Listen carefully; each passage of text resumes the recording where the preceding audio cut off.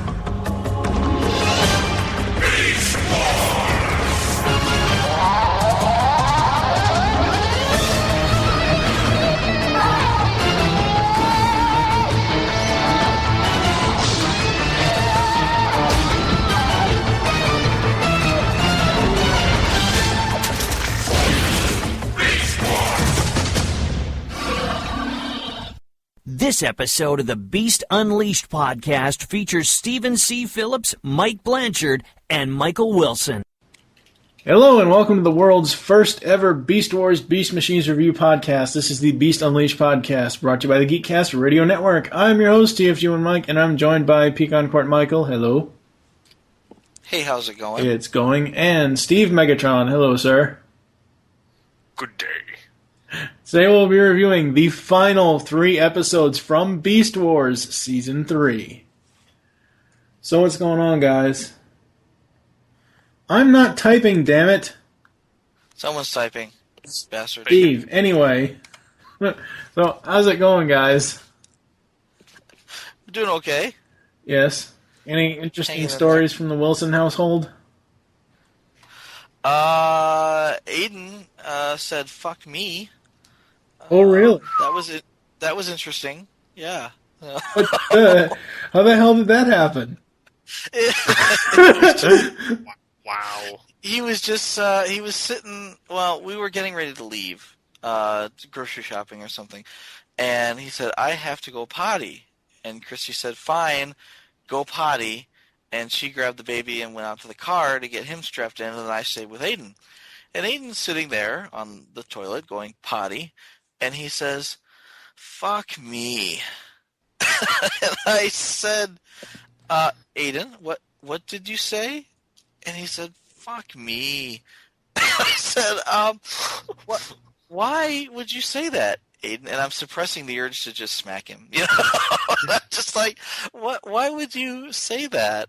And he says, "Because Mommy is going to get in the car and leave without me." And I said, "No, she's not going to leave without me, and I'm here with you. So there's no reason to say that." And he said, "Well, I probably shouldn't say that because it's bad." And I said, "Yeah, you probably shouldn't say it. I wouldn't recommend saying that anymore." He's like, "Okay." He's just so matter of factly, you know. Like, where did you learn that? It wasn't from me. I mean, I may curse a little bit here and there, but number one, I try not to in front of the boy, right? And number two, that's not something that I usually say. Mm-hmm. So yeah, that was an interesting parenthood story. That's nuts, dude. I know. Well, you 4-year-old. What are you gonna do?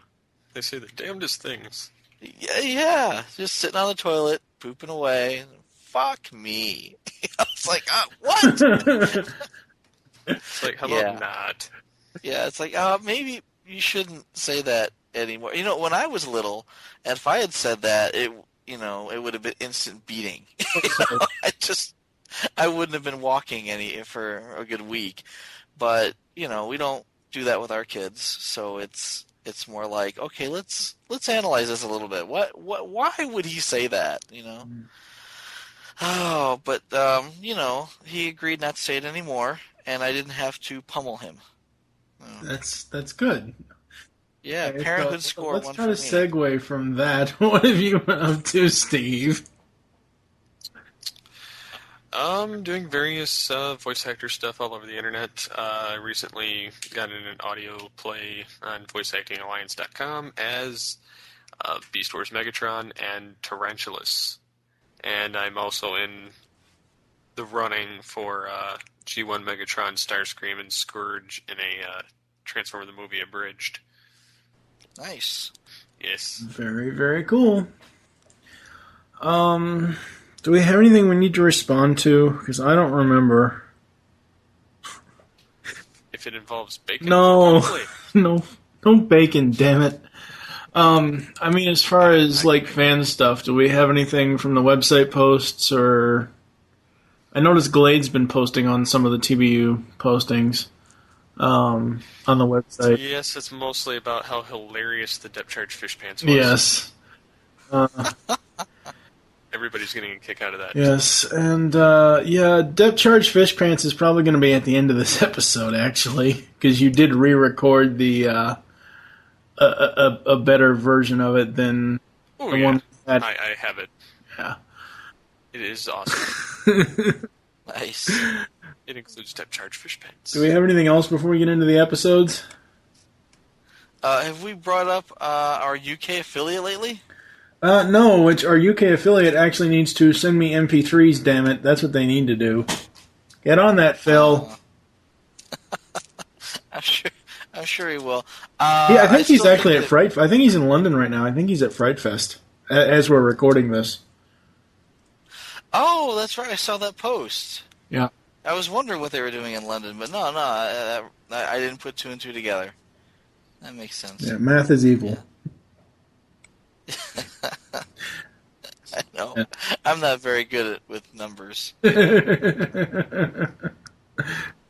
As you know, the 54th anniversary. Well, yeah, let's not go there.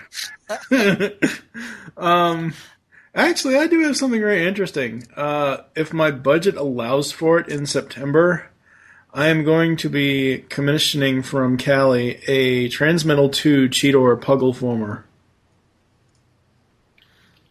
Is that going to have special metallic fabric? I wish, but I doubt it. I don't even know if the metallic fabric. I don't even know if that exists. Yeah, sure it does. Okay, well, I'll tell her to get on that then. Not like tinfoil, but I mean it's like reflective fabric. Yeah. Right? And speaking of the Puggle formers, Mr. Pugglus Maximus over there.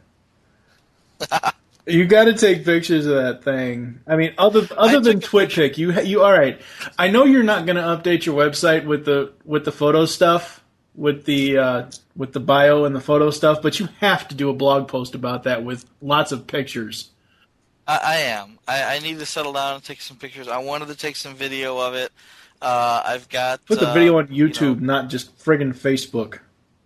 I will. I just haven't gotten around to it yet. I meant to. But, I want to do it right. I just snapped a quick photo and put it up on TwitPic just to, let Callie know that I got it. And, it worked out just like I thought it would.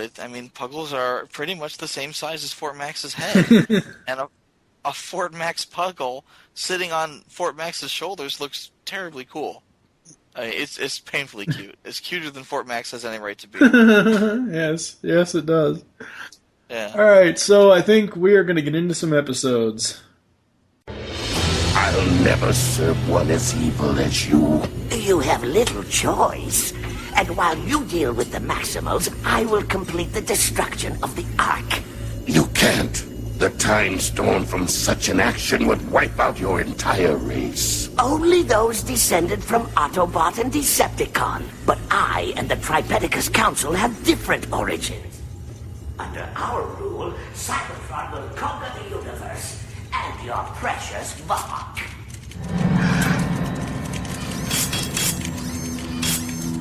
You're insane. So they say. Low data track Xenon and execute.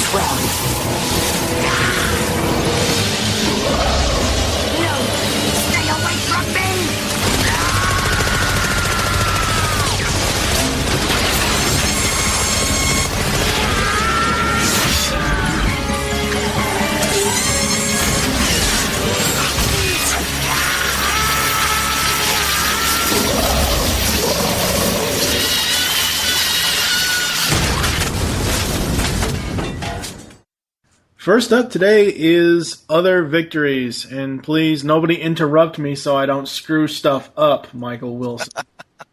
Other Victories 1 or 2? Shut up. You gotta screw it down, not up. Oh, boy. The original air date was May 5th, 1999. It was written by Larry DiTillio. Far away from Earth, in a nebula-like cloud, live the Vok, the aliens who seeded Earth with the strange devices that the Maximals and Predacons encountered throughout the last 2.5 years. The Vok sense a disruption in the time stream emanating from Earth. This powerful creature named Tigerhawk arrives on Earth and destroys the dark side. Okay, I had to combine my first two notes because... yeah... Because I really like the effects in the beginning of the episode, and then the transsexuality starts. I don't think it's transsexual if you combine two members of the opposite sex into a single being. Especially if that single being is then firmly male. I don't know. But the reason why I saw that was because you combine... I mean, he's basically... What I was going to say was... He's basically a Transmetal 2 Fusor. But they're fusing the two personalities of Tigerhawk. Tigertron and Airazor. See, now, I don't think her personality comes out at all. I mean, don't. It's Tigertron. It sounds like Tigertron. Right. He acts like Like Tigertron. Tigertron. So it must be Tigertron. Yeah, that's kind of the way I If saw cheese it. smells like cheese, then it must taste like cheese, so it is cheese. Yeah. I just thought it was weird that their bodies merge and then shoot off toward Earth, and then their sparks kind of follow along behind. Yeah, that was kind of strange. So it's like, I almost thought that they left it open so that maybe, as opposed to dying, Tigerhawk could be split up into Tigertron and Airazor again, and sometime in the future, so that their sparks could then re-inhabit the bodies. Maybe, possibly. That would pave the way for the transmetal versions of Tigertron and Airazor. Yeah, for the toys, yeah. Yeah, Since that's the only way they're going to hit that form. Well, no, I don't think there was a transmetal Tigertron, but there was a transmetal Airazor. Yep, I have it. One of the versions. It's not a bad. Well, it was like 4 or 5 repaints of it, but it's not a bad figure. No, it's okay. And I was really surprised they never bothered to go back and repaint the one or the other of the transmetal Cheetors into a Tigertron. I mean, that's a layup. Not really, because Transmetal Cheetor was complete. It was a completely different mold than Tigatron, wasn't it? Well, no, what I'm saying is the original Tigertron was a repaint of Cheetor. So why not take the Transmetal Cheetor and repaint him in Tigertron colors? Oh, okay, I got you. So there you go, Transmetal Tigertron. I mean, that like I said, that's a no-brainer. Yeah. The dark side go boom. I like Megatron. He's like looking around. He's got like this weird smirk on his face. Abandoned ship. Yeah, he's kind of gritting his teeth. Like, I like Rat Trap. He's like, all right, up high. Yeah. Don't leave me hanging. And everyone's like, ah, crap. And he's like, am I the only one that sees this? This is cool. Come on, seriously, up high. Come on. To the sky, down low, too slow. Too slow. You got soul. Yeah. At least this time, Waspinator has company. Oh yeah, that was awesome. Yes, it was. I like Waspinator. Waspinator down with that. I like Megatron wearing. I like him wearing the headpiece.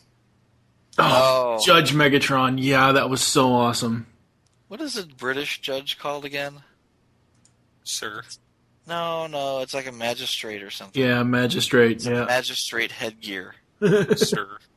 Yeah, that's funny. Butt and face probe. Yuck. That's in reference to when Tarantulas captures Tigatron and he has all the spiders go all over his body. One goes up his ass, and one covers his face, like the one spider thing covered Optimus's face back in season 1. Oh, like a face hugger. Yeah. Aliens. Yeah. I as if this is just insult to injury, because the injury comes when the one right before that shoots him right in the crotch.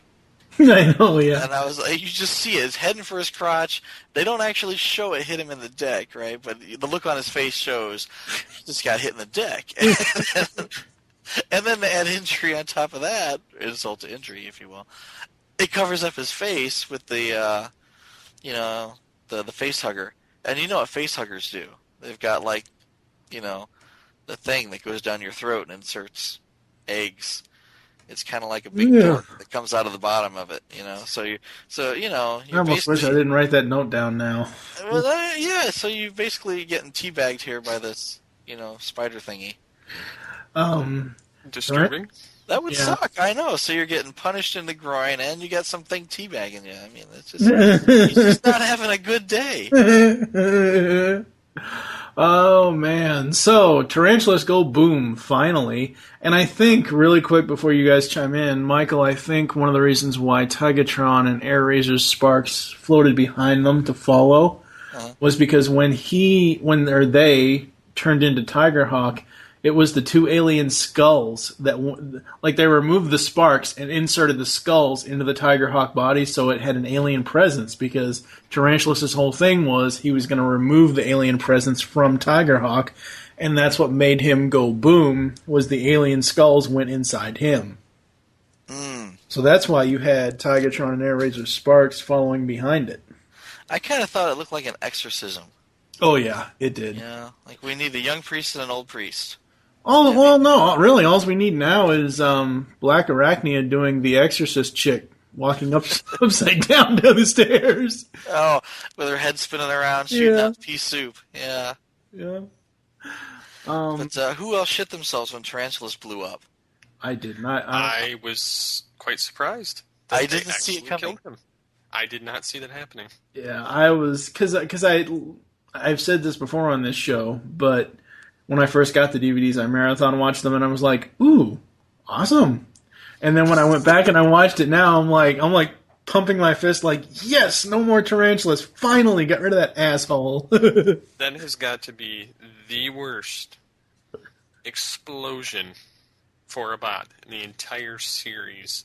Are you serious? I thought Really? the effect was really nice. I liked it, yeah. No, I'm saying, like, the most explosive, like, damaging. Oh, well, outside of what we'll talk about later in Nemesis Part 2, but yeah.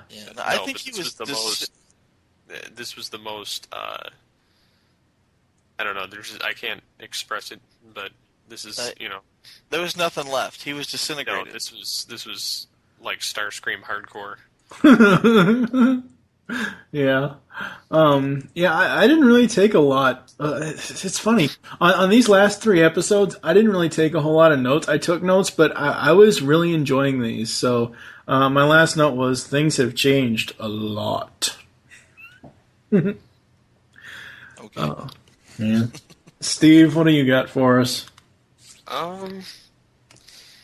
Well, as I said before, like the Megatron helmet. English helmet. I liked the epic battle between Megatron and Tigerhawk, obviously ending with Megatron getting his ass handed to him. I liked the trial of Quick Strike, where Waspinator is his defense and basically hands him to the gutters. Yeah, that was awesome. Waspinator's like, Waspinator like defense, a little more defense, and maybe Waspinator not get blown up all the time. And then Quick Strike's like, looks like this is my last roundup. Yep. And then Waspinator starts straightening, and he's like, Two-Head, throw Megatron in lava pit. Megatron angry. Think Two-Headed traitor. Want to slag Two-Head. Waspinator down with that. He has like the hip hop pose where he's like, I'm down with that. I know. And crossed his arms and had the pose. That should so be the box art for this one here. Never know. But yes. And then Megatron basically is like, just like when, Megatron turned to Galvatron, I don't put up with your crap anymore. So, this is how it's going down. Basically. You will be sorrier. Yes. Rat Trap was hilarious, though. He's like, it looks like the Beast Wars are over for the Preds, and he starts laughing. Yeah, up high. Up. And then come Ryan on. X is like, who do you think they're coming for after they're done with them? Or no, it's Black Arachne, I think. But Yeah, something like that. Okay, no up high. No one wants to high five me, bastards. I like Megatron, though. He's like, this is my world now. You have no place in it. Mhm.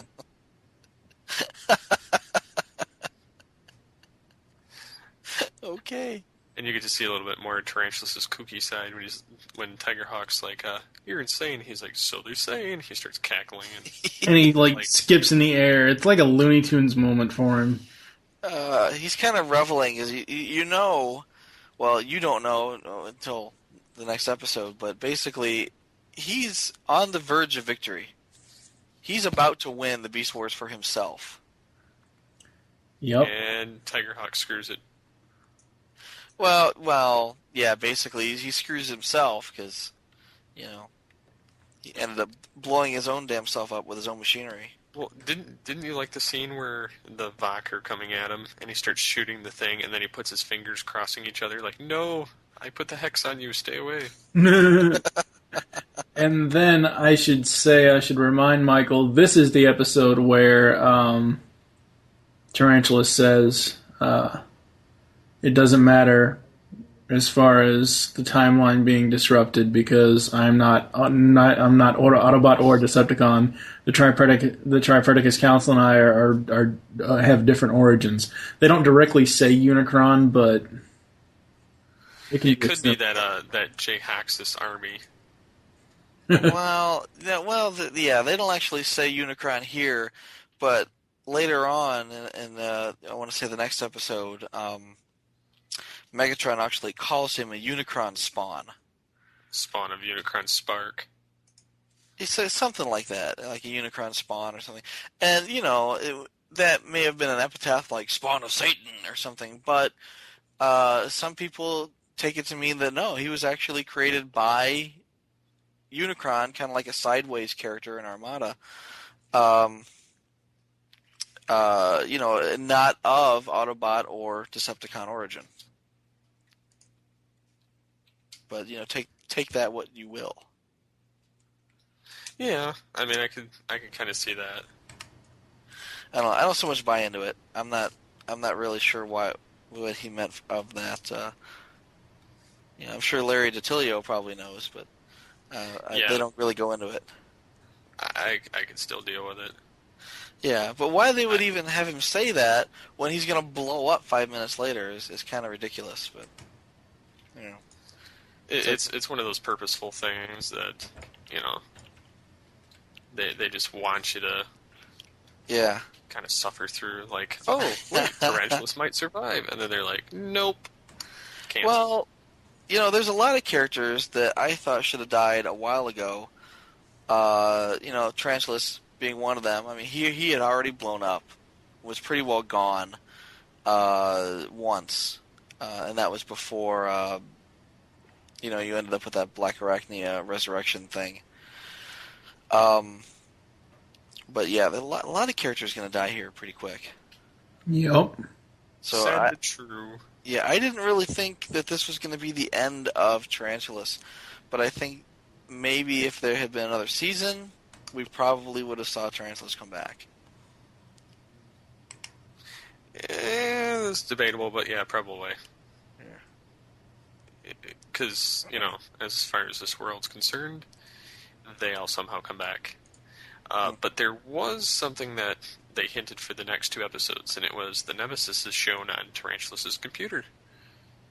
Ah. Yep. Floating around while he was dealing with the Vok. Yeah. No, that's true. I was wondering what that was there for, but no, that was the Nemesis. That makes sense. I liked the few times that Cheetor kind of showed up. I mean, he was basically there to make a guest appearance. But when he shows up to follow the errant spark, you've got the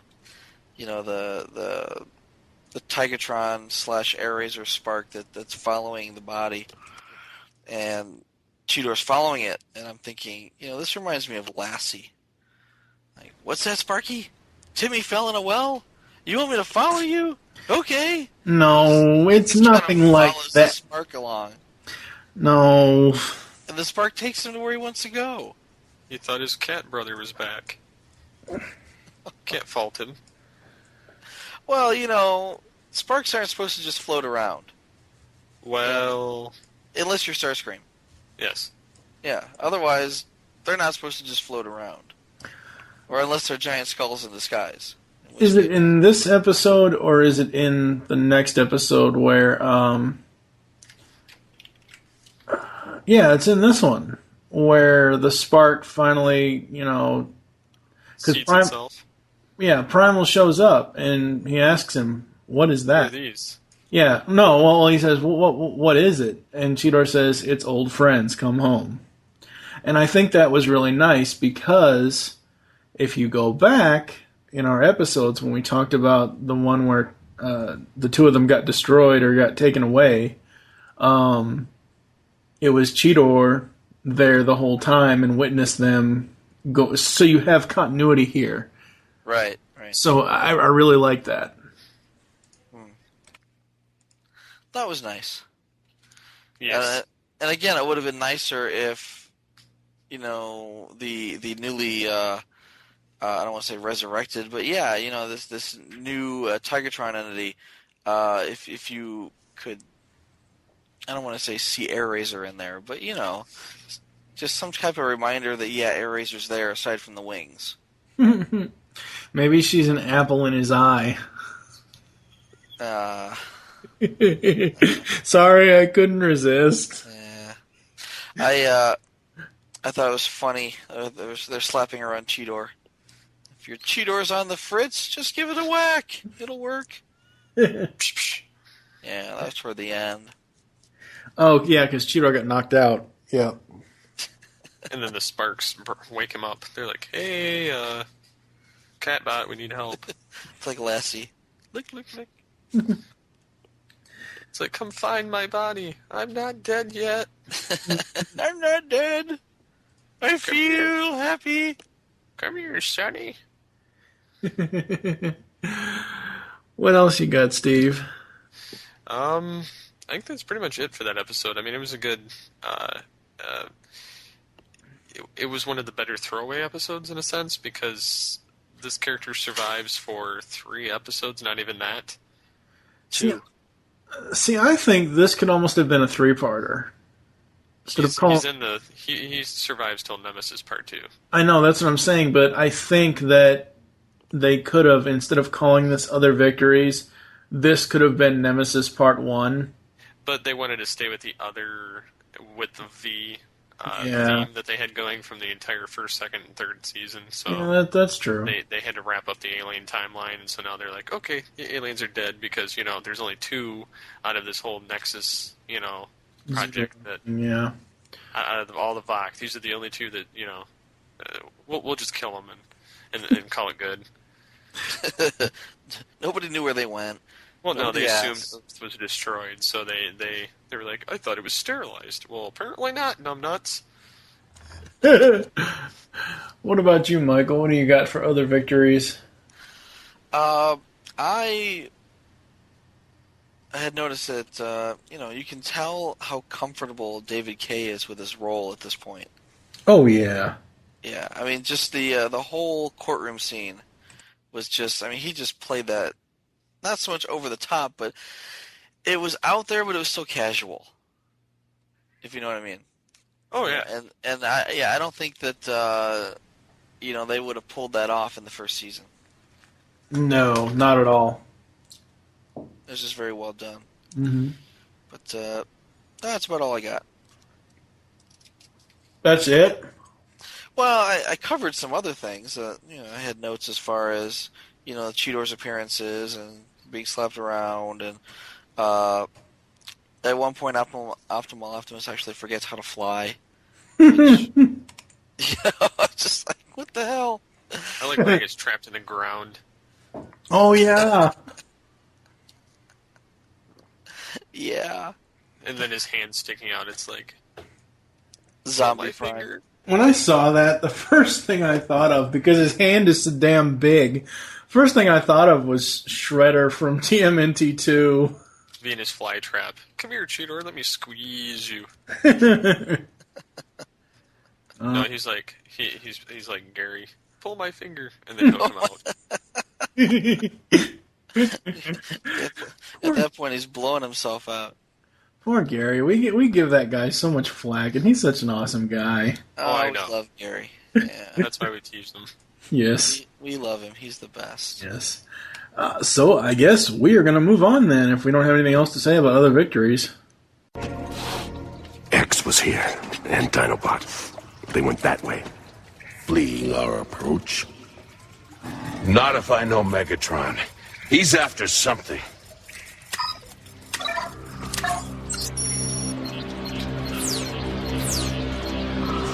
Nemesis. You're kidding. I wish. Depth charge. We've had our differences, but you and I both know that this is bigger than both of us. They're underwater, which means you're our only hope. Warheads armed, full speed to maximum. You have to stop Megatron. At any cost. Consider it done. Beast mode! Impressive. Oh, it is far more than that, my malevolent minion. That is the most powerful Decepticon warship in Transformer history. The ship that shot down the Ark itself. The Nemesis. The Nemesis.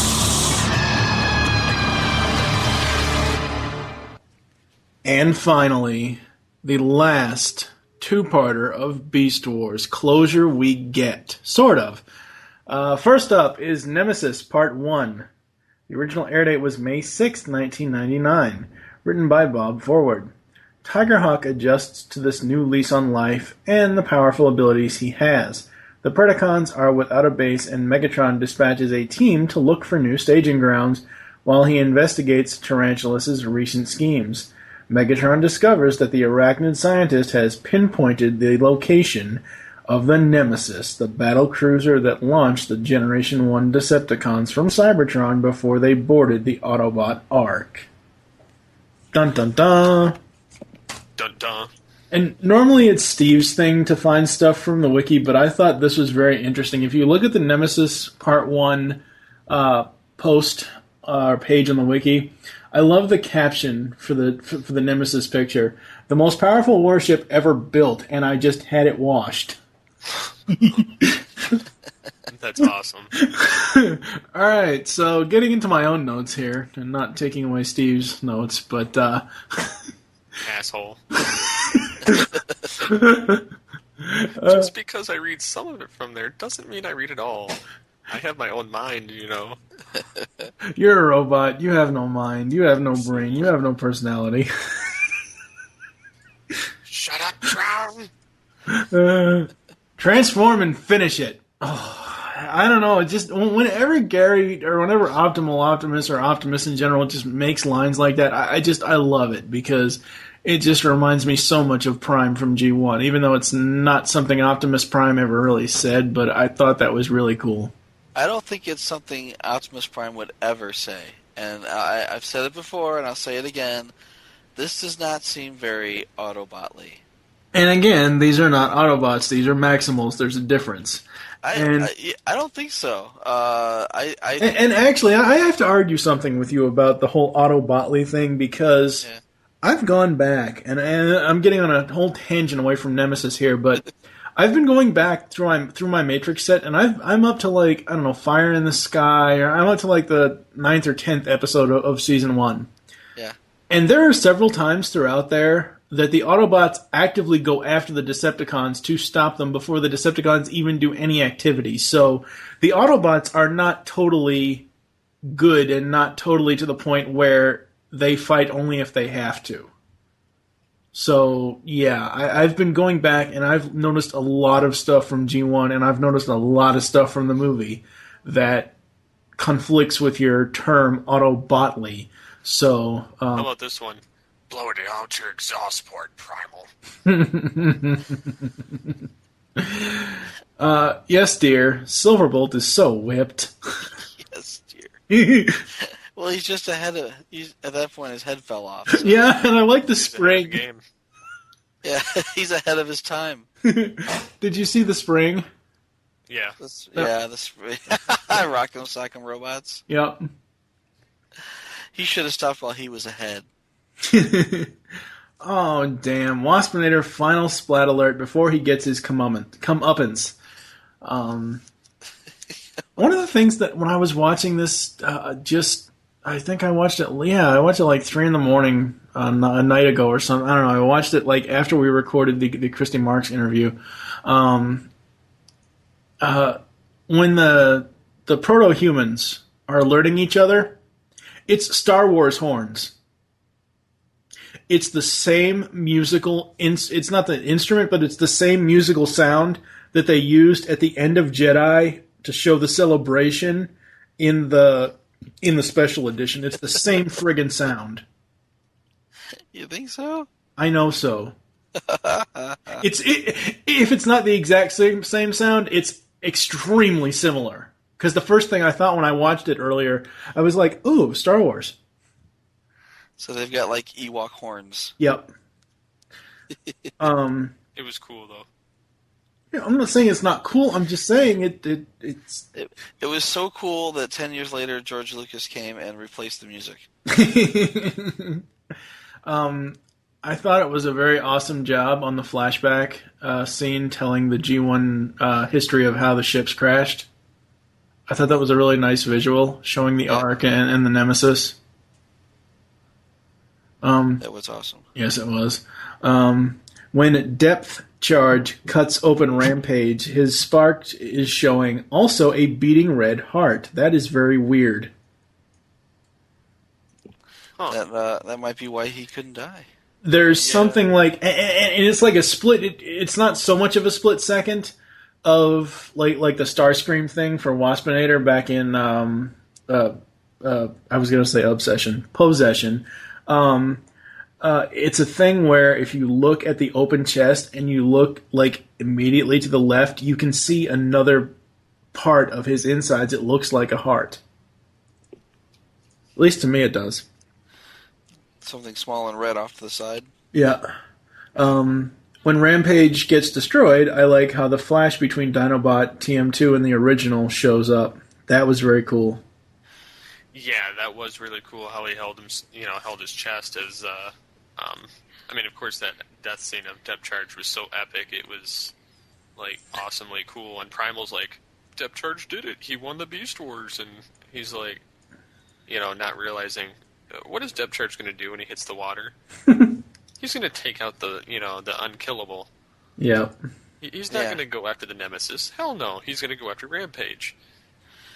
I actually thought that the explosion there would have at least harmed the Nemesis. They weren't nearby. It shook the ship. It's like, I barely even felt that. Yeah, but it was cool to see Dinobot and get that little flash, kind of like he was being restored. Yeah. Yeah. And my final note before we move on to Steve, this is the second time Rat Trap has kissed Rhinox. They might like each other a little too much, I think. Well, you know my opinion on 4 of the G1 Transformers, and I'm not saying that Rat Trap is that, but Rat Trap was a little overexcited. he thinks they won. He thinks they're going home. I know. Thinks that he's maybe just a little outside of himself at that point. Yep. And to be honest, Rhinox might like it a bit. Okay. Okay. So, Michael, why don't you go ahead and do your notes? Okay. I thought it was really funny that the Covenant of Primus is an audio cassette. Yeah. He opens up this book, and it's like Soundwave in a box. The Covenant of Primus is now a book on tape. Or a blaster in a box. Not really. He's reading it, but it's an audio tape. It makes no sense. Yeah. Yeah. It's like, are you sure you can read a cassette like that? Well, what kills me, though, is it's a book, right? I mean, clearly it's supposed to be a giant Bible. And Primal's getting very preachy all of a sudden. And hint for later. with his within a few episodes here, Cheetor's going to have to take over because he's too damn preachy. Yeah, we won't get into that now. Exactly. They told us to eat Reese's Pieces. I want to see him get full on, just televangelist mode. Where he starts smacking people on the head and bringing them back to life. Like, you're healed. Well, yeah, it's like he swims down to the bottom of the ocean. Depth charge. Oh, healed. You're no longer dead. Yeah, you can walk. Yeah. Because he's blown up. I also like the Cheshire Ant. The Cheshire Ant? The Cheshire Ant. I thought that was funny. The way Inferno kind of ducks out sideways from behind a tree, and on one side of the tree he's there, and the other side of the tree he's not there. Oh, okay. And granted, the trees may be 6 inches wide. Yeah. It's like impossible for him to not be on the other side of the tree. So it's like Ninja Inferno. Yeah, I noticed something about Inferno when they were sent out when the trio of him, Waspinator, and Quick Strike were sent out. He said, "Yes, my queen," and Megatron didn't say anything. He's used to it. Well, why? Yeah, he's going to assassinate. I don't think he intended to assassinate them. I think they just happened to be in the way. Yeah. What else you got, Michael? Waspinator's rant. Antbot can't find Thorax with both hands in a roadmap. I thought that was funny. I mean, he's really starting to dislike his coworkers at this point. Just not playing very well with others, and it's funny to see where that goes later. Well, I like how he, Inferno and Quickstrike are talking about getting a new colony and all that other crap, and Waspinator's like, I said no after they're like asking him his opinion, and he's like, Dragonbot command you, Sub-Commander Kiss Butt, and then starts going off, and he says, rips his symbol, Predacon emblem off, and tells him to kiss.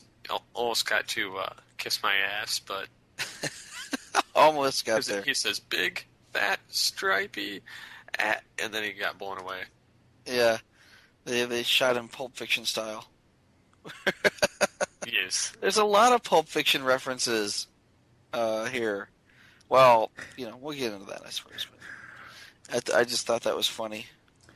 What I thought was funny, Steve, you mentioned him ripping off his symbol. I thought these things were like tampoed or not tampoed, but like branded into their bodies. Like this isn't G1 Skyfire, for Christ's sake, or animated Retgar where you can just rip it off and put another one on. But you got to remember how many times Waspinator's been blown to pieces and put back together by the chemicals in that tank. Mm-hmm. Some of it's not gonna last. So there might be some erosion going on, some rust. That is true. Peel right off. Very, very true. So, I thought it was funny when you have Quick Strike attacking the human settlement because my first thought was finally it's something that Quick Strike can actually beat. He's always wanting to beat up on other people, and he just can't. He's always getting his ass handed to him. So I'm kind of rooting for him at this point. Like, yeah, kick that proto-human's ass. Just run up there and and then the hairy critters kick his ass. Exactly. Well, at first I'm thinking that's kind of lame, but he's got spears sticking out of him. And I'm thought, well, Quick Strike might go down with 3 or 4 spears sticking out of him, but not Inferno. But then he gets hit with like 1,000. Yeah. That's because they know pain doesn't affect him. He's like, got, it's just my friend. And he's they're got, like, no, it's not. We're just gonna pummel you to death with these. He's got Britney Spears sticking out of him. Oh, Lame. That's bad. Did you notice Optimus had his blast shields on his shoulders Yep. earlier on? I thought, well, that's kind of cool. And then later on in the episode, they come off. Well, later, I think that's in part 2. I'll bring that up in part 2, because, yeah. I'll bring that up in part 2. Go ahead, Michael. Sorry. That's okay. Shouldn't it be physically impossible for Rampage and Death Charge to sword fight underwater? Yes, it should. But did that happen in this episode, or is that next episode? That was this episode, because this is where Death Charge actually stabs Rampage to the heart. Yeah. Finally. Finally. I forgot about that, actually. Because when I was watching that, I'm not a fan of underwater scenes in anything. Whether it's films, whether it's TV, whether it's cartoons. Because underwater scenes are so slow. However, with this one, it was extremely fast-paced, I thought. Well, it's like they changed the lighting and added bubbles. But otherwise, they're still sword fighting. It's not like they're slowed by the weight of the water or anything, which was strange. But, did you notice... Well, I want to say it was fairly deliberate, but you've got Death Charge, and he's just about to stab Rampage to the heart, and he goes on his tirade and calls him he basically says, "Go to hell, you stinking piece of shit." In so many words, right? As close as you can get to that on a kid's show. And then he's like, just fucking take it. I'm just going to stab this right in your heart. And then he pauses. And at that point, Rampage lets go of the sword. Yeah, and says, go right on ahead. Have fun. Big man, see what you can do. Yeah, well, I'm not entirely sure what the thought process here is. I mean, first of all, you've got Depth Charge. He's on a single track, one track mind. All he wants to do is kill Rampage. And he has his chance. This is it. Does he realize that by stabbing Rampage in the heart with this Energon stick that he's going to blow himself up as well? I mean, don't think so. But something tells me that Rampage does. Because Rampage basically says, go ahead. Do it. And, and he doesn't, in my mind, it's not like, haha, I'll take you with me. In my mind, it's almost like Rampage is saying, you know what? I'm too damn old for this, and let's just end it. We're getting too old for this shit. Exactly. Let's just do it. Come on. And at the same time, I think that he knew he was taking Depth Charge with him. Now, whether or not Depth Charge knew that he was going to die, I don't know. But I don't know.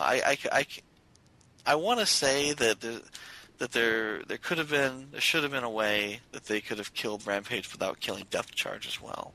I think what it was, and I hate to point out that you could be wrong, but I saw it as not after Depth Charge, said I'm going to stick this through your twisted spark or whatever else. Right. It was Rampage that just kind of moved and paused himself, and then Depth Charge paused after Rampage did, because Depth Charge pretty much got in his face, kind of like Prime from Revenge of the Fallen, like, give me your spark, bitch, and I think it was because there's a moment where Depth Charge, his eyes go wide because Rampage stopped holding his hands, and then Depth Charge stuck him. Right, where Rampage just lets go and says, have at. Mm-hmm. Go ahead. Yeah, I mean, I think it's open to interpretation. When we talked with David Sobolov, he actually said, "Look, I'm not the writer. I don't really know what was meant. I don't really know what he was thinking, and kind of refused to and extrapolate there. But which is fine. I understand that. But I think it's open to the viewer as to what really happened." But, interesting conundrum. I don't know. I just thought it was strange that Depth Charge would rather die and take Rampage with him rather than let Rampage go. Yeah, that was quite odd. Yeah. Anyway, to leave that one alone. Once again, a butterfly bites it. You see the butterfly blow up. This At the butterfly, beginning. I know. Well, this butterfly totally bit it. Well, so did Doggybot, but you got this trapped tunnel, and it explodes, and it's like boom, the butterfly's just gone. And they have a habit of crushing butterflies in this series. So I don't know if that was like foreshadowing or not foreshadowing, but what do they call that? Yeah, foreshadowing. We'll leave it at that. It's kind of foreshadowing because in a later scene you have the shrimp, which are in effect the butterflies of the deep, being crushed under Rampage's tank treads. Right. Which I thought was funny. Anytime I see an animal outside of the the Maximals or the Predacons, I've almost been like conditioned to think that somewhere nearby a protoform is going to scan that animal and turn into it. So I see shrimp, and I'm like, all right, shrimp bot, Throw another shrimp pot on the bobby. Exactly. Throw another shrimp under Rampage's tank treads. Yeah. Right. So Boiled shrimp. roadkill shrimp. Roadkill surprise underwater. Now, what did you think about the introduction of the Covenant of Primus? Aside from it being a sound wave in a box? Yeah, aside from that. I thought it was strange, again, that Primal is getting all preachy. And it's like, this is really our first foray into Transformers religion. We've never gone here before. Right. They talk about Primus in a reverently, right? But they don't so much say Primus is our god. But here they clearly have a Bible in their hands and they're preaching. And it sounds very, sounds as if the words, the sentence structure is very ancient. Like it was written a very long time ago. So it's clearly meant to be, the Transformers Old Testament. And, the more they read into it, the more they're like, wow, this is talking about us right now. This isn't just words. This is a, what do they call that? A revelation. Yeah. So, I don't know. I'm not, how should I put it? I'm not entirely sure if there was a place for that. And then it gets really deep in the next episode where you've got Megatron, who also has memorized the other version, or the other copy. But the good parts to him. Only the good parts, right. Only the parts that have him winning. And him winning in the sense that, there's a character in the book named Megatron that he, took his name from. Now, I don't know if anybody noticed this. In the episode, I didn't catch this, so I don't know if it's true, although it does sound vaguely familiar, like I may have noticed this.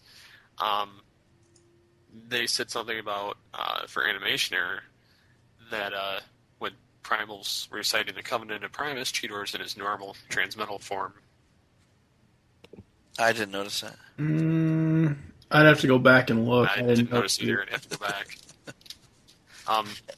And again, you'd think they'd notice. You know, it's like, how many weeks are you spending on this? I think they do it on purpose, honestly, to see people are paying attention. Oh, yeah, that's kind of a cool idea. It's more of a, like, you know, kind of like all the little hidden writings that are in Cybertronian text. Yeah. Kind of like the CR chamber. Right.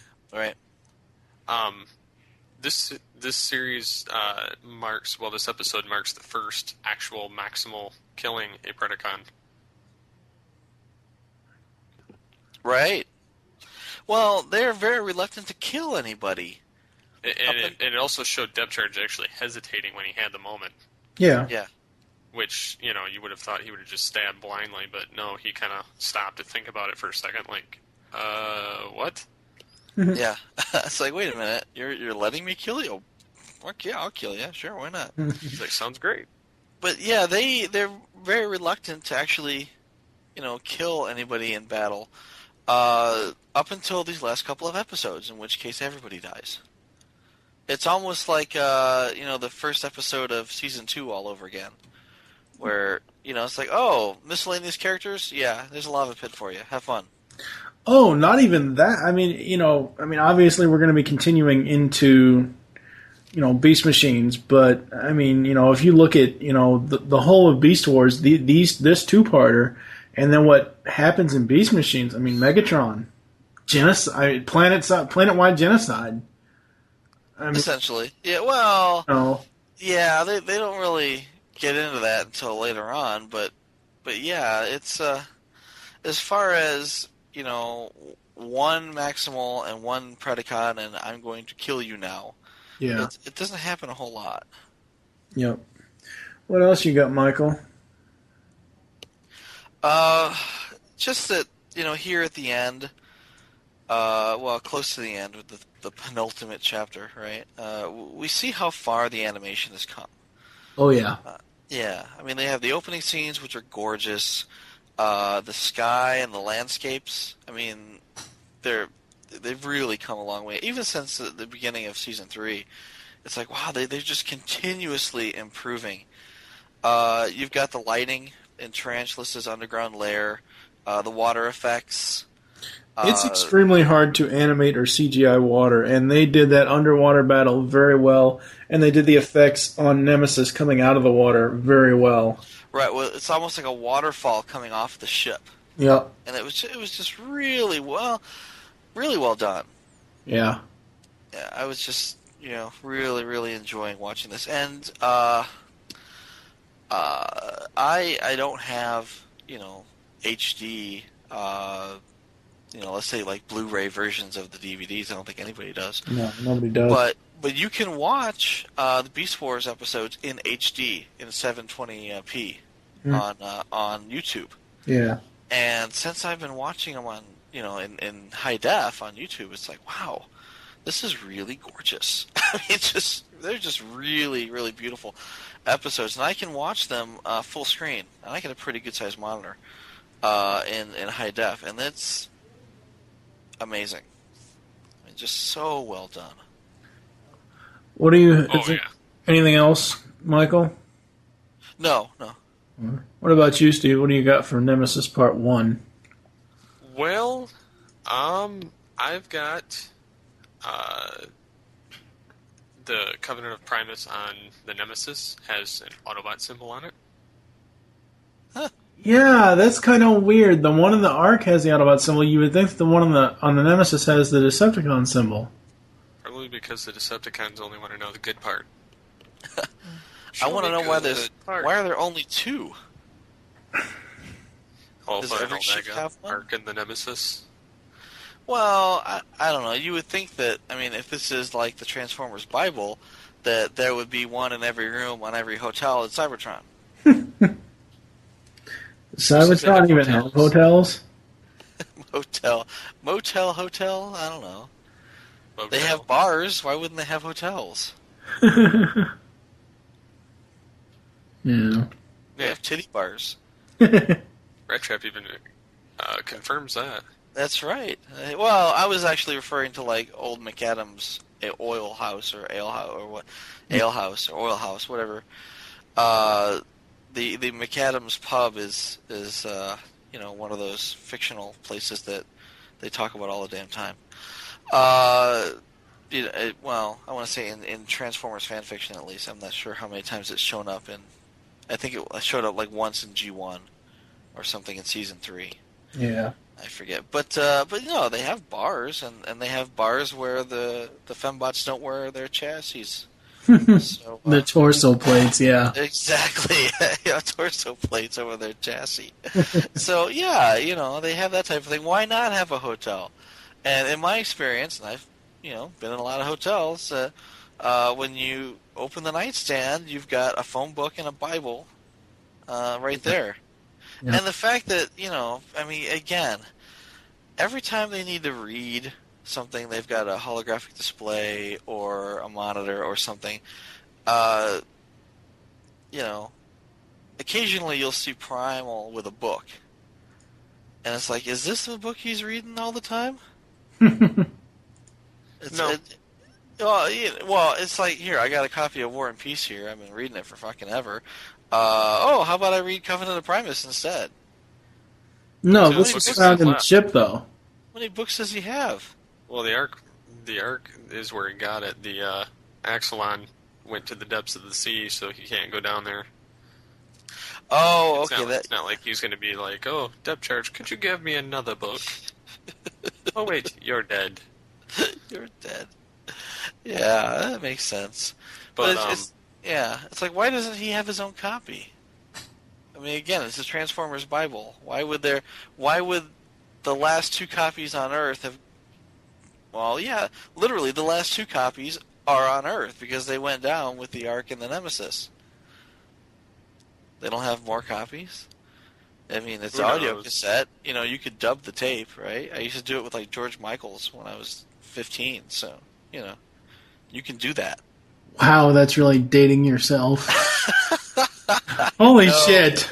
I never thought we would ever have a George Michael's reference in any of our podcasts. Holy crap. What's funny, too, is I have, vivid memories of listening to the radio on my boombox and putting my little blank tape in there, hitting record when George Michael's kicked on, because I wanted to learn all the words to I Want Your Sex.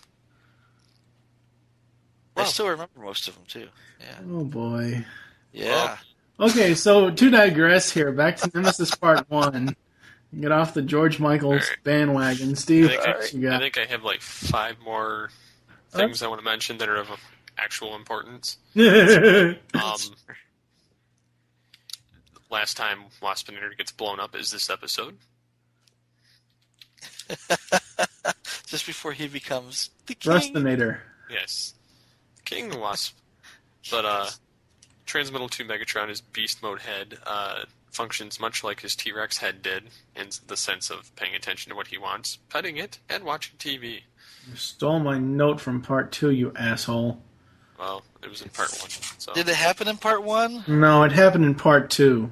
Well, so I thought I noticed it in Part 2, and I was like... That was my first note for Part 2. Now Megatron is rubbing his dragon head. That sounds so wrong. Wait. Now Megatron is rubbing his dragon head. So he repeats it. Yes. Again. Yeah, exactly. It's nice and shiny. I have to buff it. Yeah. The Covenant of Jenny Primus. McCarthy when you really need her. When Rat Trap holds it up, it says for the 7613 data track or whatever that Primal's supposedly reading, it actually in the Cybertronics text says we're cast out with him a cork, 1 fork, and a bowl of beans between them. I still want to know who the hell is pausing this to read it.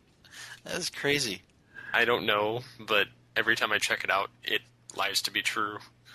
That's funny. Which is hilarious that somebody's noticing that. I still find the CR Chamber one with depth charge, and it was hilarious. Yeah, that's funny. F U. But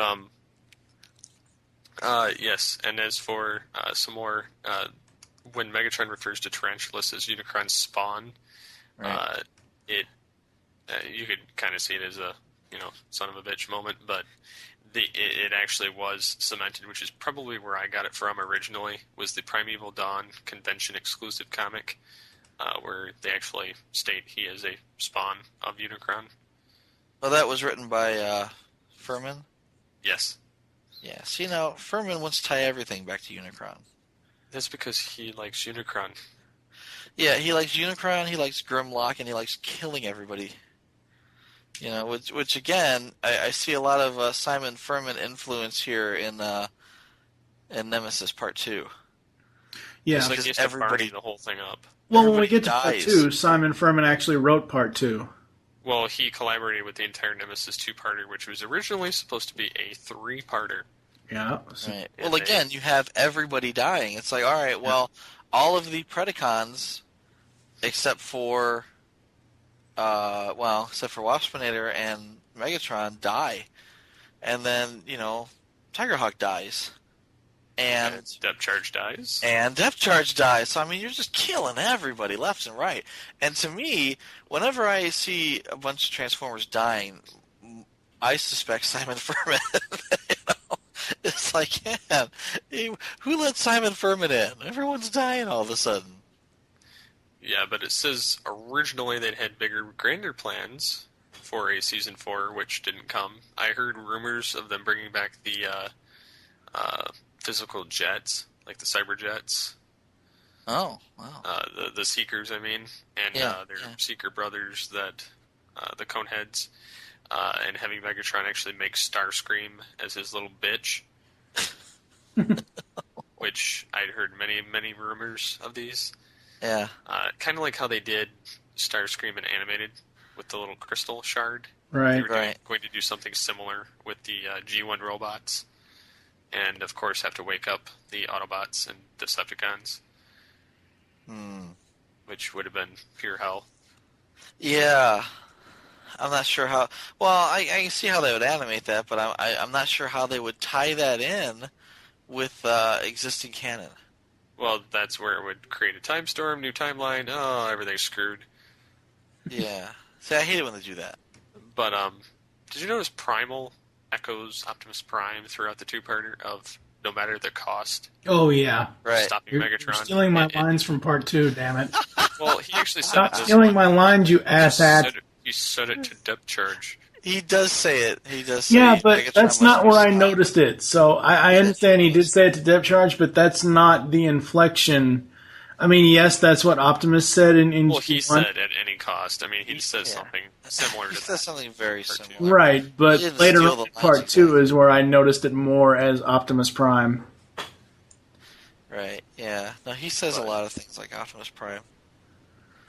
But Again, I kind of, at this point, since Primal is basically transformed into an optimal Optimus, I see him as more of an Autobot rather than a Maximal. Well, Since he acts more Autobot. Well, I mean, he says things that Optimus Prime would say almost the same way that he says them, and the fact that he can sit in the ARC pilot's chair or whatever and fit there.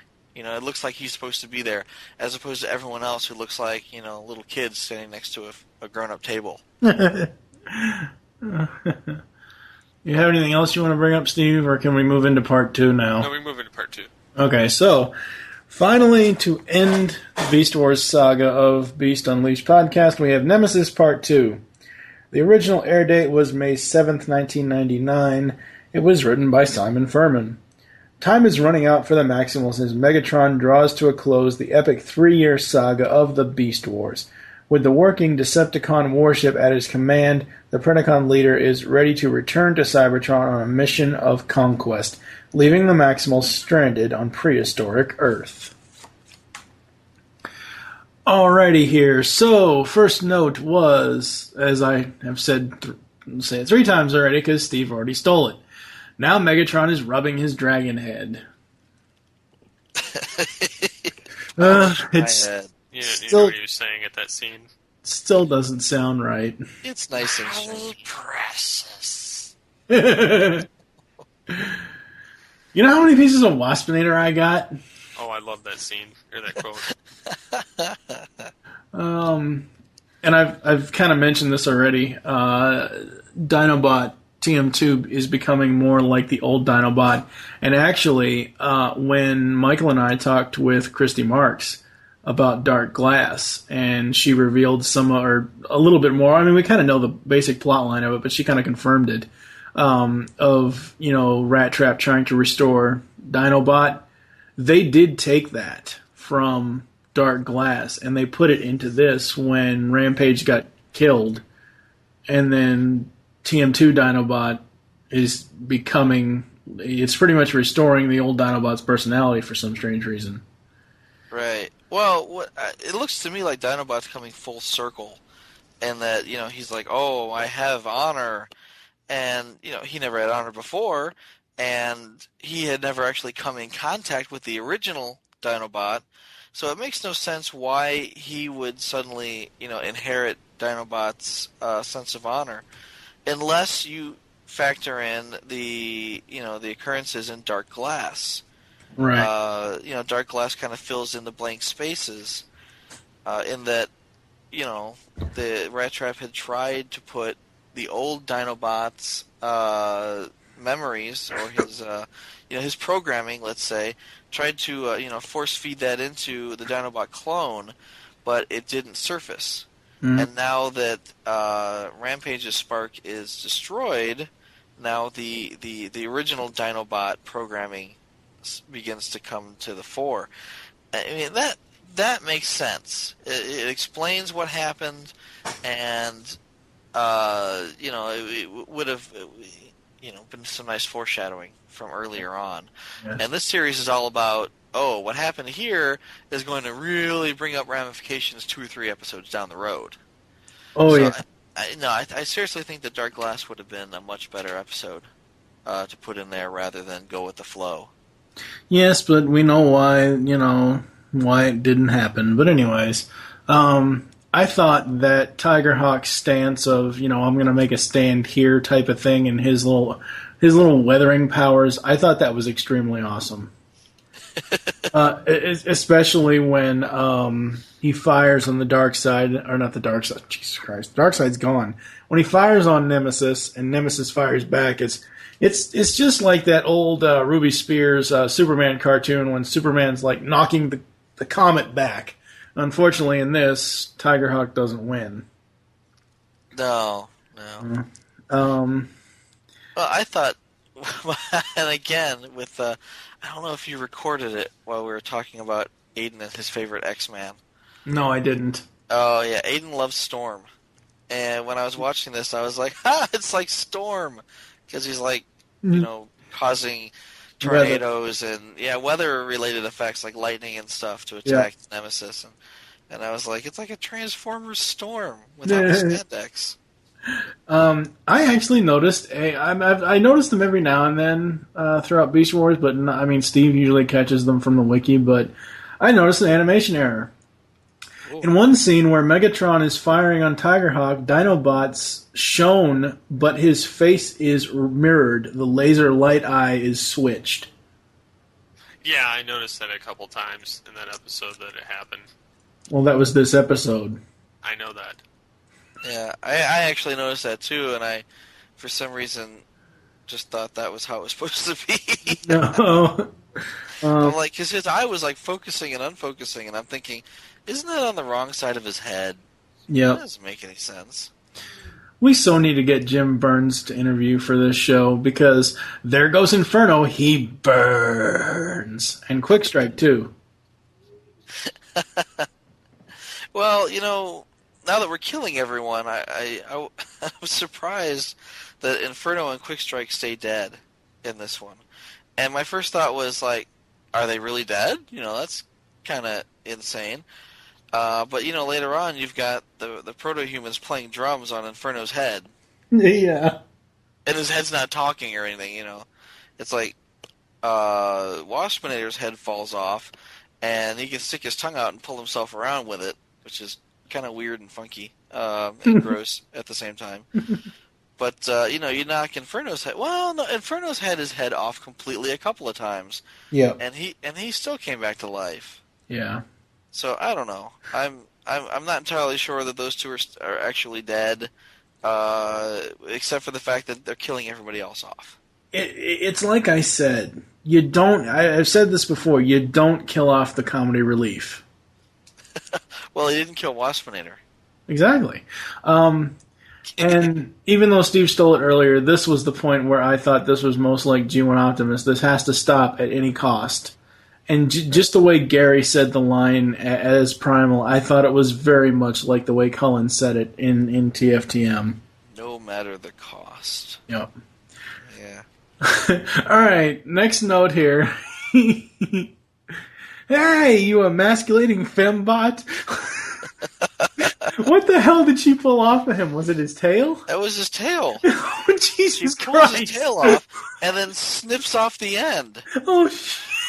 The little barb he has at the end of his tail, just snips it right off, and with like scissors or some shit. And I was, I mean, it's like like he tore his dick off, and she's got it in her hand, and it cuts off the head, and that's what Silverbolt's thinking, because the look on his face is like, but he goes, oh.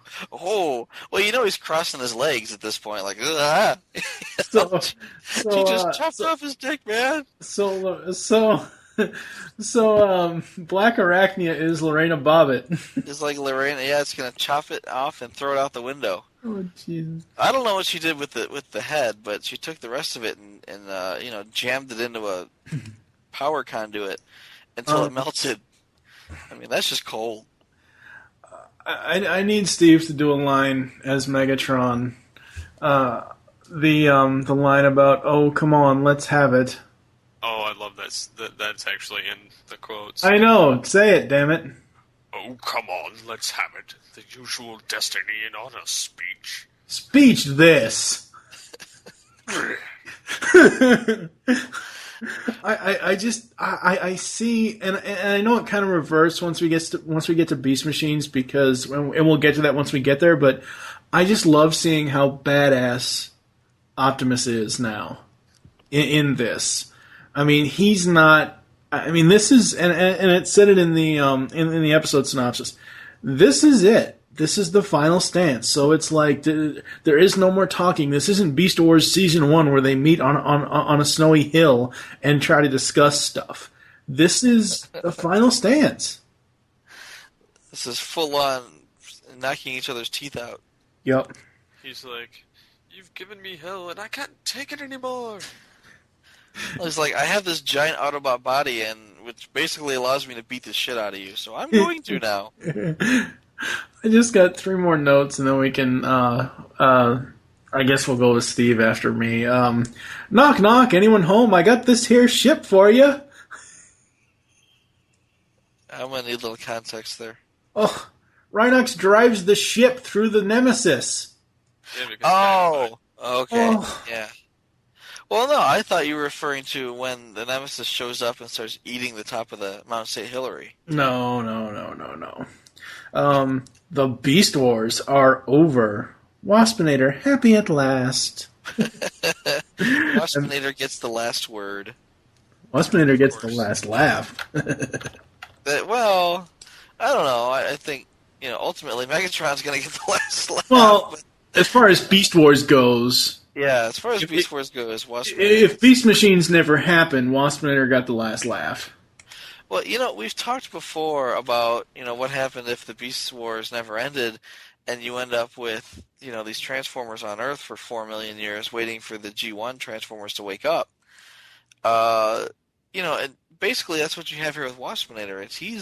He's the last one, aside from, Quick Strike's skull, and Inferno's skull, for that matter.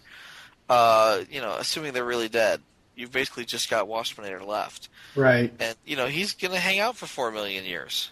Well, they explain that in Beast Machines. Well, yeah, they do. Which it's No, really dumb. I don't think they explain it. I think they fuck it up. Which, yeah, they do. But I would have been much happier thinking that Waspinator lived happily ever after on Earth for the rest of, time. Until his energen ran out. Well, yeah, until he, died a nice old death or whatever. But, instead they, insist on, hand shooting first. It's like, well, let's I thought the Thrustinator stuff was kind of cool. So, but anyway, we'll definitely get to that once we get to episode 21. So, well, yeah, I suppose, but it wasn't until like the very, very end, and it's like, oh, wait a minute, why does he have Waspinator's head? That makes no sense. He wasn't Waspinator. He was, somebody else. But it just bothered me. I didn't like it. I was much happier thinking that Waspinator was happy on Earth. yeah. Maybe not, still alive in the 20th century, but, at least happy while he was alive. Once you go back and watch it, once we get to Beast Machines, maybe you'll come around. So, Steve, what do you have? Well, I like how Primal gets kind of even more ballsy and starts punching the door to the Ark as he discovers Tigerhawk has been destroyed. And he starts throwing a tantrum, and then Rat Trap's like, did you knock? I love that. I like where Primal rips off his arm piece to get into the Nemesis. Finally gets in there. Yeah, that's what I was going to talk about, because there was a point in our discussion where I muted myself, and I went over to my shelf, and I have Optimal Optimus now here. And of course, for some strange reason, the upper arm pieces of the gray pieces, they're actually sitting over on the shelf because I couldn't get them to stay on the actual toy. Oh no, that wasn't an armor piece. That was the weighing piece that fits on the shoulder. I know. That spins around. I'm saying it's the same color as the armor piece that's on his arm. So okay, yeah. But I know what you're saying. So yeah. those are over on the shelf. But yeah, I had to go over to grab Optimal Optimus so I could actually have him here, because we have to talk about him in the outro. So yeah, that was a very cool scene. I really enjoyed that. I like the giant spinning teeth. It's like, ooh, fuck. It's like, I have this giant warship. What could I put on the bottom of it that would be really scary? You know what it reminded me of? You guys have seen Tomorrow Never Dies, right? No. Maybe not. Oh. Never mind. Tomorrow Never Dies is a James Bond film with Pierce Brosnan. They have a weapon in there that's a drill that has all these weird blades, and that's what the blades under the Nemesis remind me of. But oh, okay. Yeah. Anyways, yeah. What else you got, Steve? Well, don't laugh at me. Fool. Yeah, don't laugh. At least he's not using... I think he's funny. I laugh all the time at Steve. Don't laugh, because at least he's not using the alrighty then thing. Oh, you've already done that once today. Yeah, I know. Whatever. It's Steve's fault, damn it. I think I'm the only one that doesn't do that. Alrighty then, let's get on. I like where Rat Trap says, no power, no weapons, we're all gonna die. And then Rhinox is like, yup. Like, they don't even argue with him, they're like, yup. Yep. Well, it's funny because every time he says it, it's kind of in jest, and everyone else is like, shut up, Rat Trap, And this time, he just totally means it. Yeah. There's no irony in it. It's just flat deadpan. Now we're really gonna die. And Rhinox is like, yeah, okay, fine. I'll give it to you this time because we're probably all gonna die. I like where Primal goes head first against Megatron while Megatron's carrying the Covenant of Primus, and he just uses his dragon head to bite Primal on the head.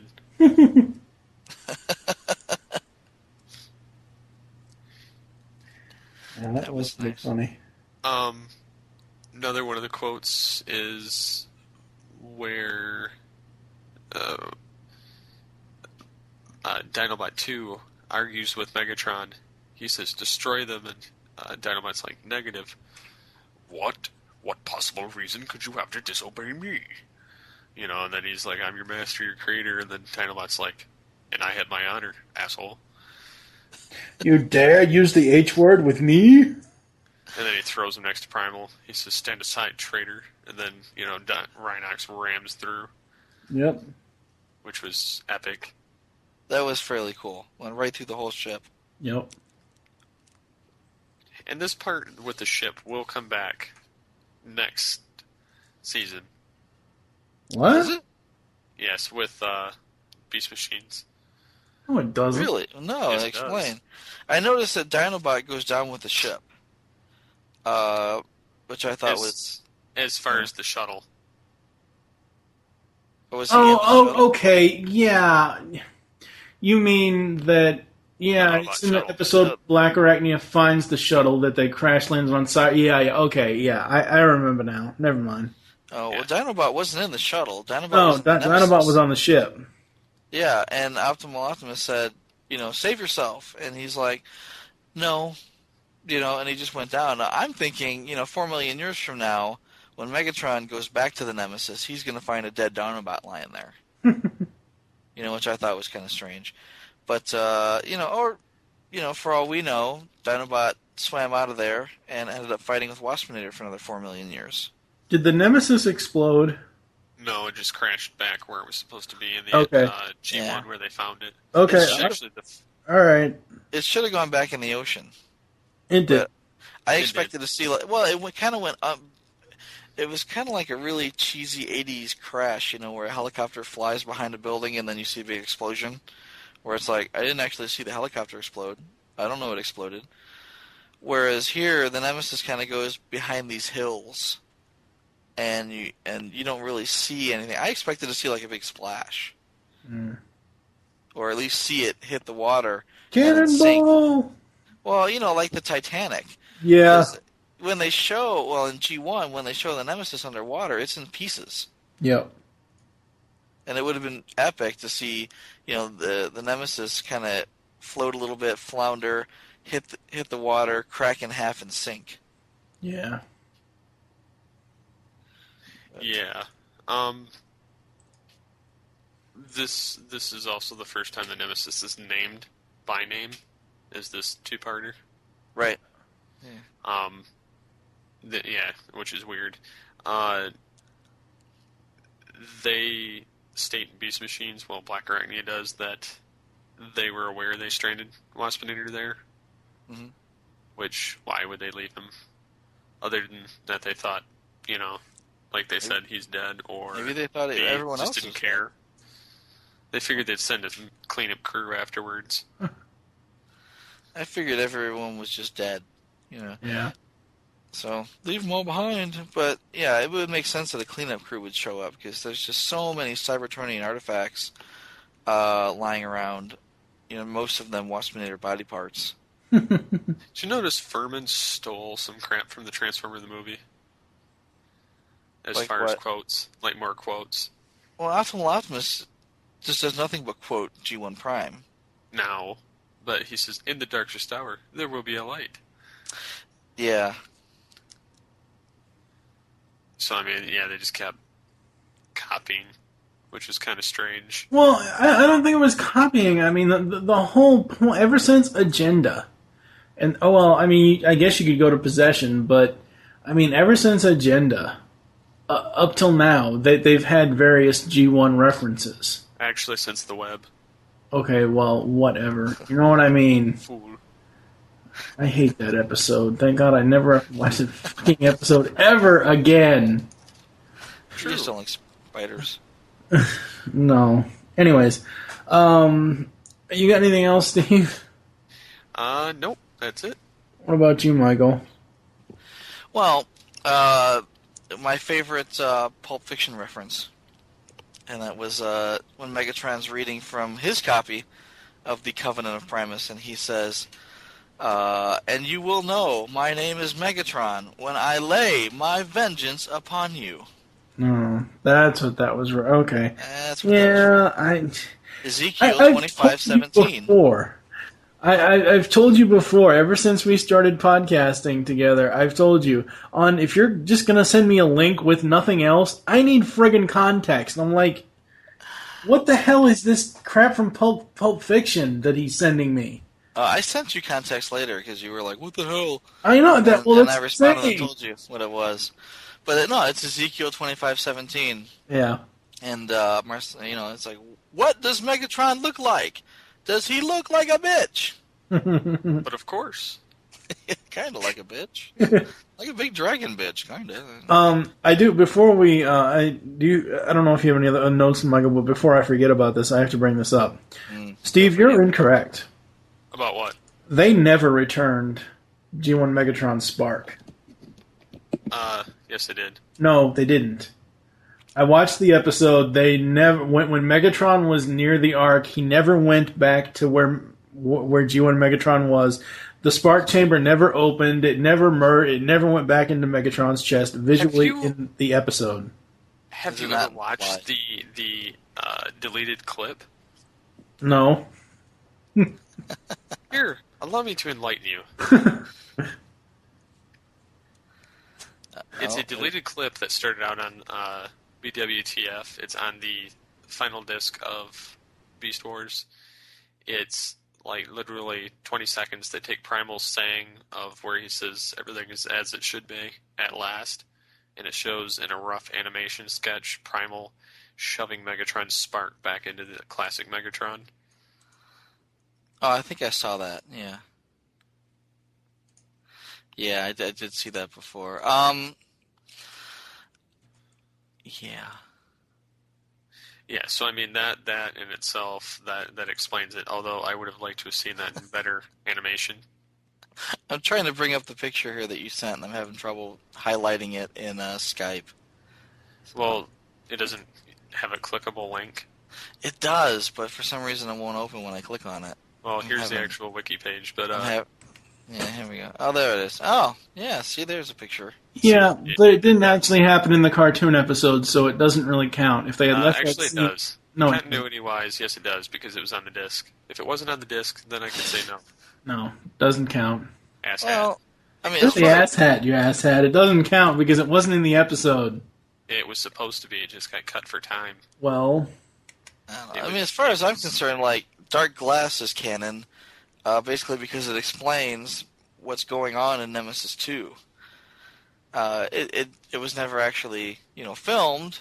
It was never actually accepted after it was written, but the fact that it exists and that people know about it, and that it explains what happened here with Dinobot. I mean, to me, I think that's that's good enough for me. That's canon. And if you got a screenshot here of G1 Megatron and a couple people hanging out next to him, that's fine. I mean, you got to think it has to happen. They're not going to let the Megatron, the Predacon, go back to Cybertron with Megatron or G1 Megatron's spark in his chest. It's not going to happen. Yeah. But, and I understand that it's, okay, fine, I'll admit it's in canon, but as far as it actually being in the show and a plot line of the show, it was never actually shown in the cartoon. So we are led to believe that at the end, when they fly away with Megatron scotch taped to the ship, that he still has G1 Megatron's spark in his body. That's just the way that that's the way I was led to believe it. Regardless of the image from the deleted scene, fine, I can accept that image, that's not a problem, but as far as the actual episode, the way I'm thinking is, he still has G1 Megatron's spark in him. I wonder why they deleted that scene.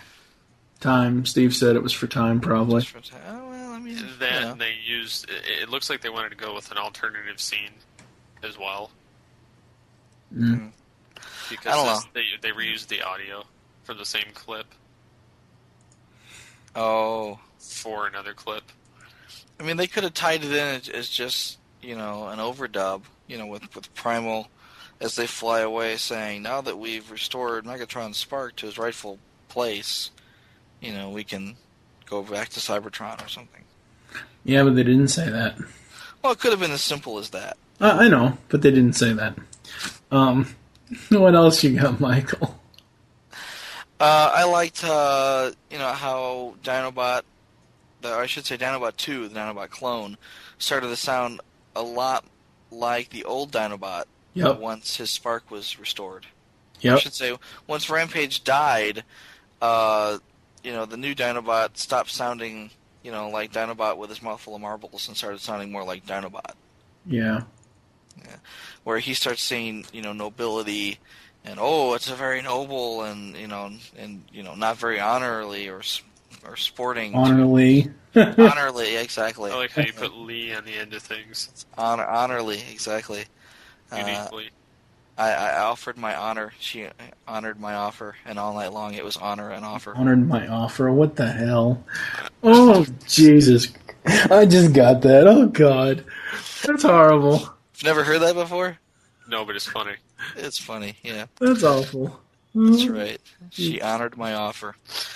And I thought it was funny.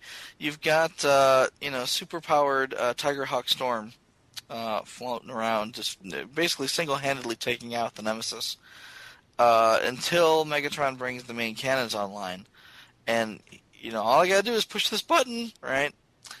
And he pushes it, and Tigerhawk, kind of meets him force for force. Yep. And yeah, it's very Dragon Ball, where they're like, grunting back and forth. And Megatron, I'm not sure exactly. Maybe it works like an elevator, where the harder you push the button, the faster the elevator comes. Because Megatron is just leaning on that button. He's like, like the harder you press it harder, it'll work faster and destroy more. Exactly. It's like the harder I push this button, the faster Tigerhawk dies. So I'm just gonna press the hell out of this button.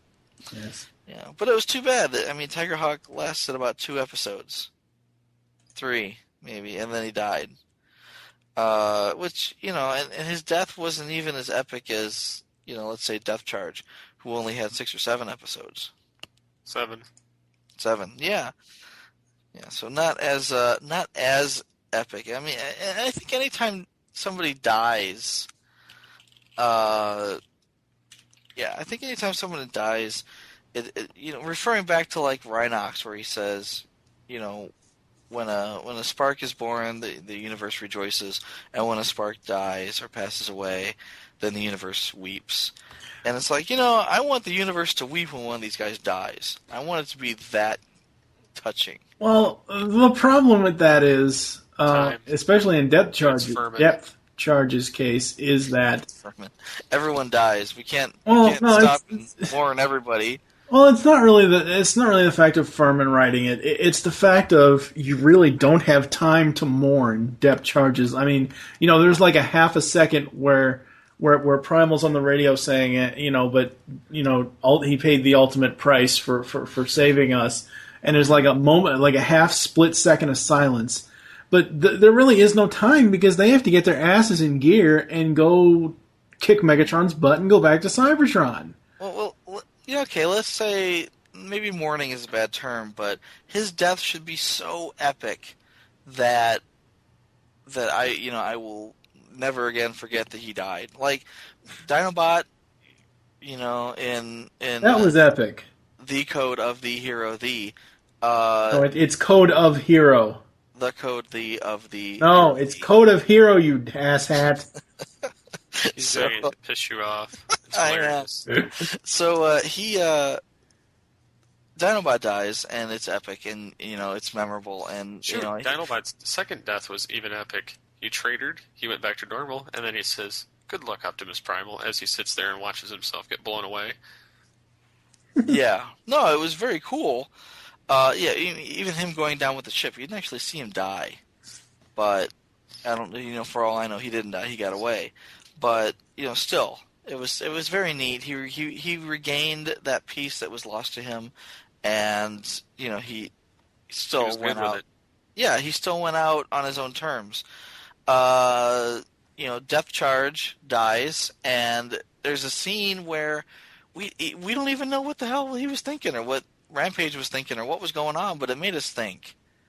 And it was very cool. And, and then they had the whole part where not only do you see the explosion, but then you see the parts of Rampage and Depth Charge floating, and then they sink, and his beaten, battered wing kind of sinks to the bottom of the ocean and lands on the ocean floor.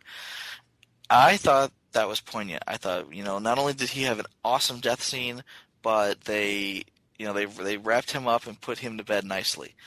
Now, Tigerhawk, he's fighting, he's trying to defeat an entire ship against overwhelming odds, and then he just kind of dies. And I just don't feel that it was as epic as it should have been. Yeah, Tigerhawk was quick and boom, gone. That's basically it. It's like, oh, you see that beam coming closer and closer and closer, and it's like, he's gonna die. And, he looks like he's in pain, but there was really no damage model. He didn't explode. He didn't have like a Tarantulas moment where it's like, It was it's funny. I think the reason why you never mentioned it, but there was no damage model for Tarantulas, so you really can't talk about it. Well, not since he hit Transmetal. He just disintegrated. Yeah. I mean, he blew up good. Yeah, he went boom really well. Yeah, and you just didn't see that with Tigerhawk. And I think that honestly, the butterfly that got blown up in Nemesis 1. Part 1 was better than Tigerhawk's death scene. So it's like, what the hell? I really think he got a bum rap when they killed him. Yeah. I bet. Yeah. Do we have anything else on Nemesis Part 2? No, other than this is my favorite episode of the season. See... In some ways. Well... Most ways. In most ways. I love this two-parter, but it's not my only favorite of Season 3. So, I guess we're going to go to some quotes, and then the Covenant of Primus, and then we'll be back with the outro. We'll return to the Beast Unleashed podcast after this. Hey, this is Cheetor, and you're listening to the Beast Unleashed podcast. Ultra Gear. Here's quote number 1. I hate hiding from them maxis. Can't I just shoot one? No! We are at the moment at a tactical disadvantage. And whose fault is that? You led us to defeat. Oh!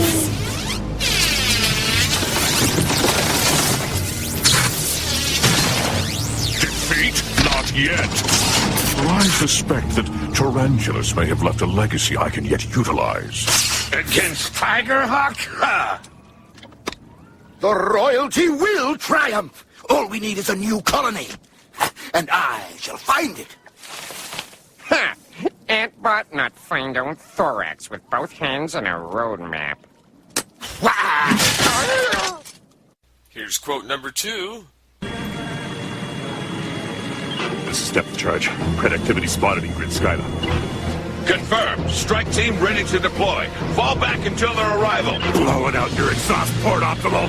X is down there. I'm going in. Depth Charge! Depth Charge! Fall back! Ah! Hit it, bots. The moment is now. Transform and finish it. Here's quote number 3. There! That will be our new colony. Ew! I don't want to move in there. It got all them hairy critters in it.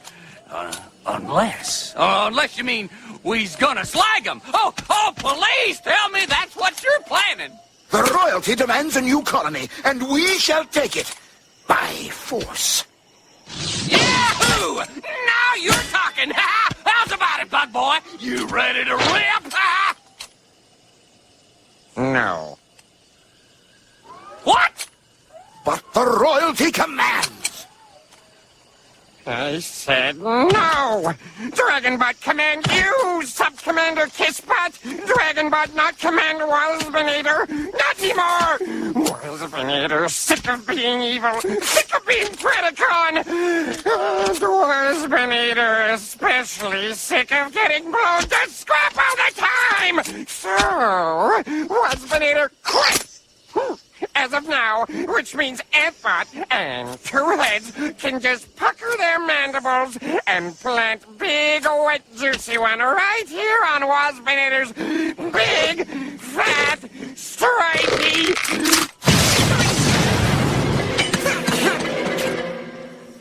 And quote number 4. I was your assignment, and you failed.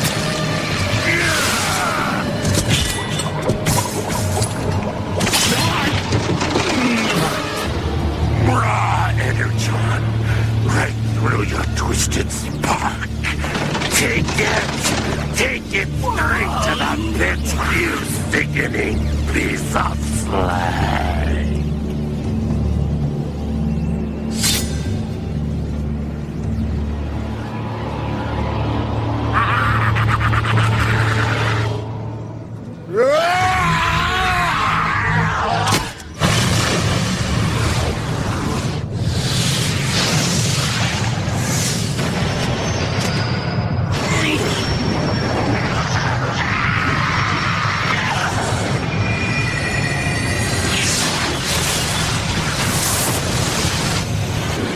And quote number 5. Well, come on, let's have it. The usual destiny and honor speech. Speech this. So here, in addition to the quotes, we have a complete listing of the Covenant of Primus from Nemesis Part 1 and Part 2. So here it is. And a mighty warrior came down from the sky, and a rainbow was upon his head, and his feet as pillars of fire.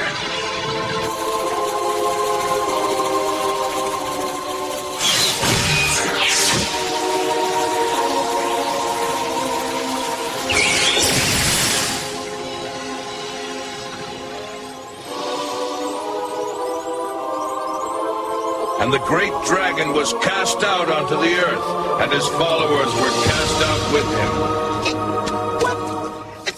What in the 7 spiral galaxies are you jabbering about? The Covenant of Primus. Data track 7.613. Only 2 exist. One was aboard the Ark. And as it were, a great mountain raging with fire arose from the sea. I am Alpha and Omega, the beginning and the end. I am that which is, which was, and is yet to come. And you will know my name is Megatron when I lay my vengeance upon you. And the stone of their protection shall rise upward forever and ever, as they who live and war as beasts confront their final cycle. A hero who said, hurt not the earth, nor the sea, nor the trees, nor the very fabric of time. But the hero would not prevail. Finish the quote, Megatron. Nor would he surrender.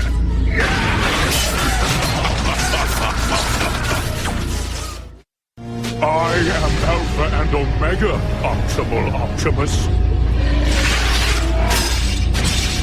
Now and forever, until the end of time. In the spark of an enemy, there will be salvation. And in the darkest hour, there will be a light. Yeah, from a very unexpected source. Old Chopperface's clone. Who would have thunk it? And let us never forget those other brave bots who sacrificed safeguarded past, present, and future. You know what the best thing is? We don't have to see Megabot's ugly mug again till we get back to Cybertron.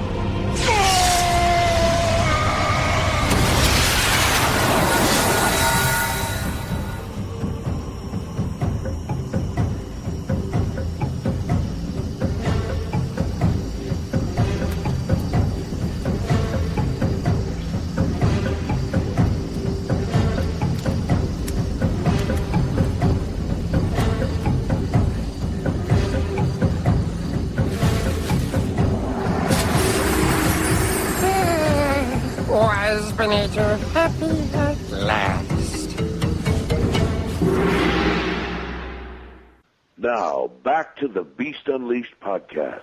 So the Beast Wars are over, and really quick before we close the show, I have to send a huge and I've thanked him already, but I have to send a huge thank you to Wing800 of the PredaconEmpire.com/Nexus forums, because unlike some people from Highland, Indiana, I now have a completed Optimal Optimus. I have 2 missiles, which I will never fire ever again, and I have an orange gun. Oh, so, come on. You could shoot him.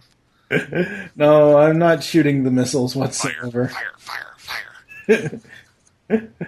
And I have to say, one of the reasons why I'm saying this now, and I will probably bring this up once we do our Beast Era Toys episode, I noticed in Nemesis how Optimal Optimus, I don't know much about the other Beast Wars toys because I don't have a lot of them. Actually, I don't have any of them other than Optimal Optimus. He is, and Beast Wars isn't about screen accuracy, but Optimal Optimus is very screen accurate. Except for the tiny head. Okay, well, And yeah, the fact that but his I mean, as far as the pulled down. overall design aesthetic to the toy compared to the animation model, outside of the tiny head, it's pretty much extremely screen accurate. More so than the rest of them, yes. Yeah, and Michael Wilson fell asleep. No, I'm wide awake here. Oh, so that means you want to do a Toycast episode, right? Well, no, I don't want to do it right now. But, I mean, I have no problem doing Toycast. I like Toycast. I like the new intro.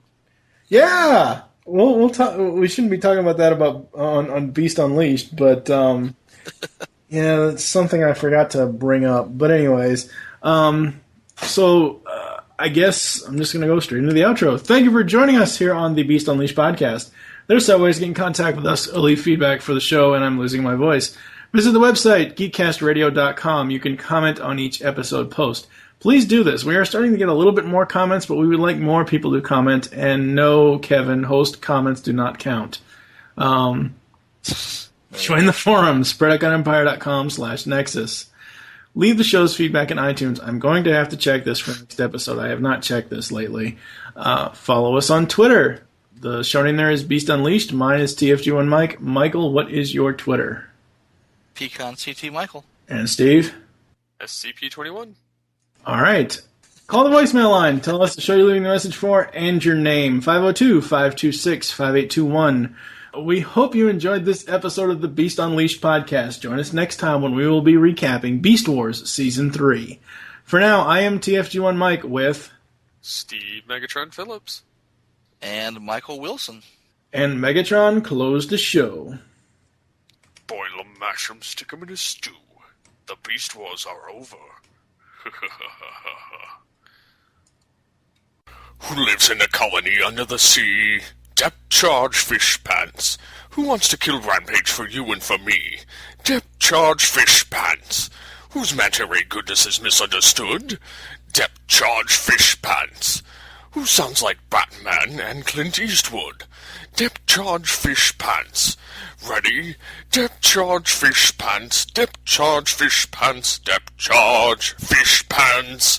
Ha ha ha ha ha.